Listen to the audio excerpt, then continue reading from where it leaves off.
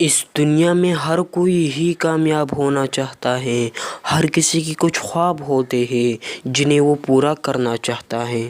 کوئی بھی ناکام نہیں رہنا چاہتا، لیکن کامیابی ہر کسی کو نہیں ملتی۔ آپ سوچتے ہوگے کہ آخر زندگی میں بہت سے لوگ کامیاب کیوں نہیں ہوتے، کیوں وہ ایک ایوریج لائف ہی گزارتے رہتے ہیں؟ تو اس سوال کا جواب آپ کو اس ویڈیو میں مل جائے گا۔ ویڈیو کو اینڈ تک ضرور دیکھیں۔ تو چلیے سٹارٹ کرتے ہیں۔ ایک بوڑھا آدمی جو بڑا ہی سمجھدار تھا، اپنے بیٹے کے ساتھ کہیں سفر پر جا رہا تھا۔ چلتے چلتے اس کا گزر ایک کھیت سے ہوا۔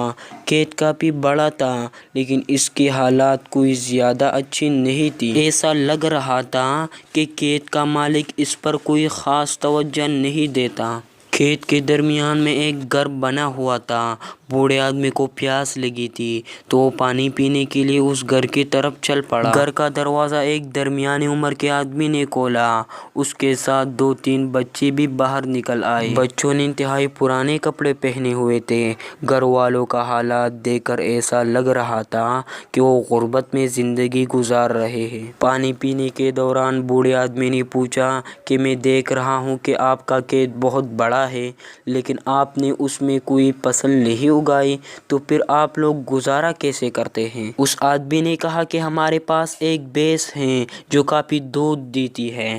کچھ دودھ بیچ کر ہم کچھ پیسے کما لیتے ہیں اور کچھ دودھ ہم خود استعمال کر لیتے ہیں۔ بس اس طرح ہمارا گزارا چل رہا ہے۔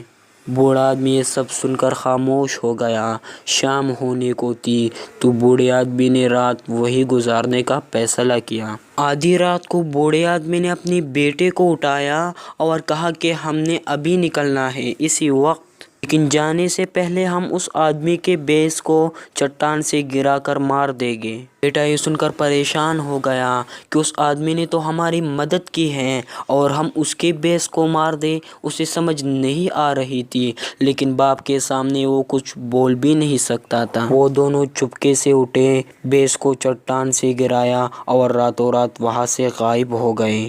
بیٹے کے دل میں اس بات کا بڑا پچھتاوا تھا۔ سالوں گزر جانے کے بعد جب وہ بڑا ہو گیا، ایک کامیاب انسان بن گیا، تب بھی یہ بات اس کے دل سے نہ نکلی۔ وہ ایک دن اسی سوچ کے ساتھ اس آدمی کی تلاش میں چل پڑا۔ جب وہ اندازے سے اس جگہ پر پہنچا تو وہاں پھلوں کا ایک بہت بڑا باغ تھا۔ وہ لڑکا اداس ہو گیا۔ وہ سمجھ گیا کہ وہ آدمی بھینس کے مرنے کے بعد یہ جگہ چھوڑ کر چلا گیا ہوگا۔ باغ کے بیچوں بیچ ایک شاندار گھر بنا ہوا تھا۔ وہ لڑکا اس گھر کی طرف چل پڑا، اسی سوچ کے ساتھ کہ شاید اس آدمی کا کوئی پتہ چلے۔ جب لڑکے نے دروازہ کھٹکھٹایا تو وہ حیران رہ گیا، کیونکہ اندر سے تو وہی آدمی نکلا تھا جس کی انہوں نے بھینس مار دی تھی۔ لڑکے نے کہا کہ شاید آپ مجھے پہچان نہیں پائے، سالوں پہلے میں اپنے والد کے ساتھ آپ سے ملا تھا۔ اس آدمی نے کہا کہ میں آپ کو کیسے بھول سکتا ہوں، آپ لوگ تو اس دن بغیر بتائے ہی چلے گئے، لیکن اس دن نہ جانے کیسے ہماری بھینس چٹان سے گر کر مر گئی۔ کچھ وقت تو ایسا ہی گزر گیا، بھینس کے مرنے کے بعد ہمیں سمجھ ہی نہیں آتا کہ اب کیا کریں، لیکن زندہ رہنے کے لیے کچھ نہ کچھ تو کرنا ہی پڑتا ہے۔ میں نے لکڑیوں کو کاٹ کر ان کو بازار میں بیچنا شروع کر دیا۔ اس کام سے جو پیسے ملے ان سے فصل کی بیج خریدی اور ہل چلا کر کھیت میں ڈال دیا۔ اللہ کے کرم سے فصل اچھی ہو گئی، فصل سے اچھی پیسے مل گئے تو کسی نے مشورہ دیا کہ پھلوں کا باغ لگا دو۔ میں نے ویسا ہی کیا۔ آج یہ سب باغ میرے ہیں۔ آس پاس کے گاؤں میں سب سے بڑا تاجر ہوں۔ لیکن یہ سب کچھ کبھی نہ ہوتا اگر اس دن میری بھینس نہ مرتی۔ اگر بھینس نہیں مرتی تو شاید میں ابھی بھی غربت میں زندگی گزار رہا تھا۔ مجھے زندگی میں کبھی پتہ نہ چلتا کہ میرے اندر اتنا کچھ کرنے کی صلاحیت ہے اور میری زندگی بھی بنا محنت کی ہی چلتی رہتی۔ دوستو، کیا آپ کی زندگی میں بھی کوئی بھینس تو نہیں جو آپ کو آگے بڑھنے، کچھ کرنے سے روک رہی ہے، جو آپ کا کمفورٹ زون بن گیا ہے، جو آپ کی اور آپ کی کامیابی کی راہ میں رکاوٹ ہے؟ دوستو، اگر آپ کو آگے بڑھنا ہے، اپنی زندگی کو بہتر بنانا ہے تو اس بھینس کو چٹان سے گرانا ہوگا۔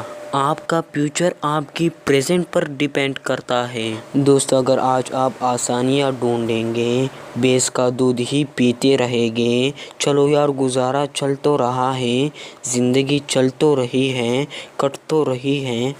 دوستو تو ہمیشہ یہ بات یاد رکھنا کہ آپ کبھی بھی پھلوں کا باغ نہیں لگا پائیں گے۔ پھلوں کا باغ لگانے کے لیے آپ کو بھینس کو چٹان سے گرانا ہی پڑے گا۔ دوستو اگر ویڈیو اچھی لگی تو لائک کریں، شیئر کریں اور چینل کو بھی ضرور سبسکرائب کریں تاکہ اس انٹرسٹنگ ویڈیو آپ کو سب سے پہلے ملے۔ اللہ حافظ۔